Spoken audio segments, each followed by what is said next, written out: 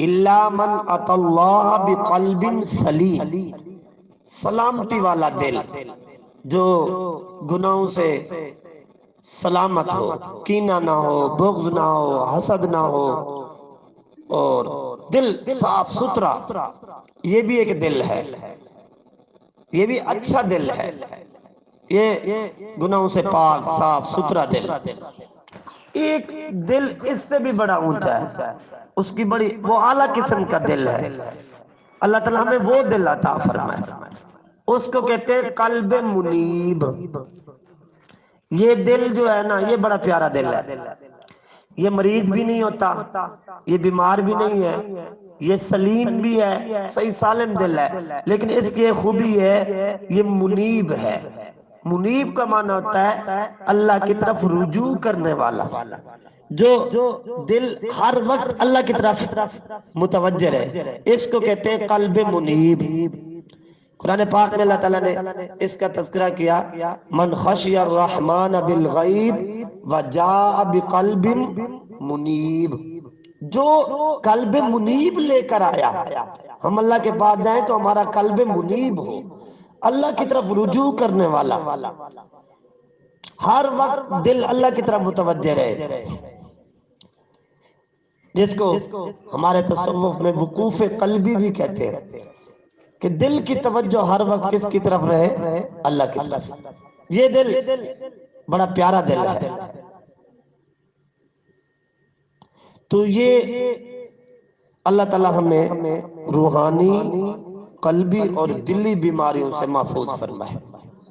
اور دل کی ایک سب سے بڑی بیماری جو ہے، ہمارے شیخ ہمارے حضرت جی دامت برکات مولا فرماتے ہیں کہ بیماریوں میں سب سے بری بیماری دل کی بیماری، توجہ فرمائیں، بیماریوں میں سب سے بری بیماری دل کی بیماری، اور دل کی بیماریوں میں سب سے بری بیماری دل آزاری، کسی کا دل دکھانا، یہ سب سے بری بیماری ہے۔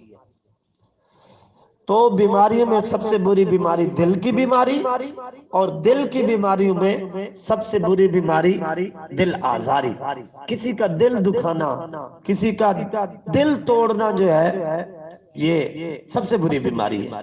اس سے اللہ تعالیٰ ہماری حفاظت فرمائے۔ مسجد ڈھا دے، مندر ڈھا دے، ڈھا دے جو کچھ ڈھیندا ہے، پر کسی دا دل نہ ڈھاویں، رب دلاں وچ رہندا ہے۔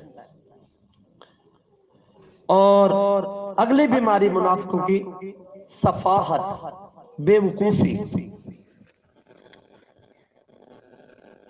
اور اگلی بیماری اللہ تعالیٰ کے احکام کا مذاق اڑانا۔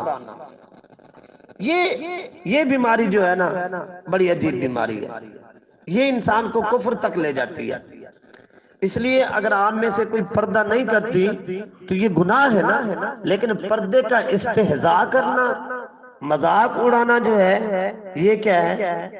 یہ کفر تک لے جاتا ہے بندے کو۔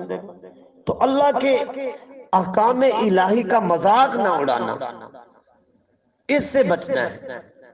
کبھی کسی کا مذاق نہیں اڑانا، بلکہ کسی نیک بندے اور بندی کا بھی مذاق نہیں اڑانا، اس سے انسان جو ہے محروم ہو جاتا ہے۔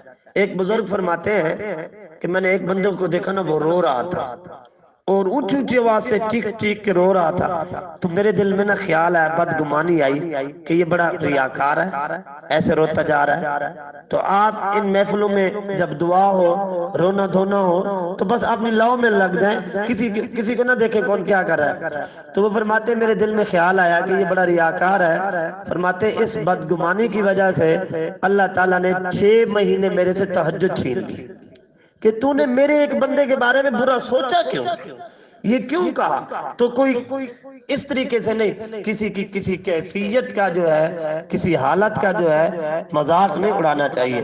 تو بہرحال اللہ تعالیٰ کے کسی بھی حکم کا مذاق نہیں اڑانا چاہیے۔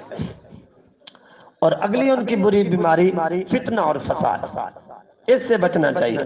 مسلمانوں میں فتنہ فساد برپا کرنا اور گھر میں فتنہ کھڑا کر دینا، فساد کرنا، یہ منافقوں کی صفت ہے، اس سے ہمیں بھرپور اجتناب کرنا چاہیے۔